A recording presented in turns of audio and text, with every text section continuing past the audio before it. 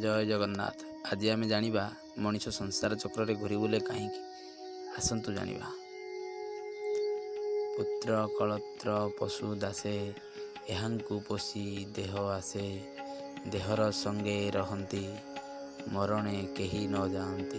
ଅର୍ଥାତ୍ ମନୁଷ୍ୟ ଏ ଦେହରେ ସ୍ତ୍ରୀ, ପୁତ୍ର, ଧନ ସମ୍ପଦ, ପଶୁ ଭୃତ୍ୟ, ଘରଦ୍ୱାର, ବନ୍ଧୁବାନ୍ଧବ ବଢ଼ାଇ ସେଥିରୁ ସୁଖ ପାଇବାର ଇଚ୍ଛା ରଖେ। ତେଣୁ ସେମାନଙ୍କୁ ପାଳି ପୋଷି ବହୁ କଷ୍ଟରେ ଧନ ସମ୍ପଦ ସଞ୍ଚୟ କରେ।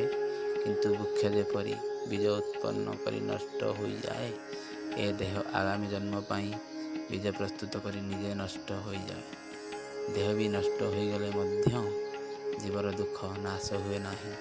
ସେ ଜନ୍ମ ମୃତ୍ୟୁ ଚକ୍ରରେ ପଡ଼ି ଘୁରୁଥାଏ।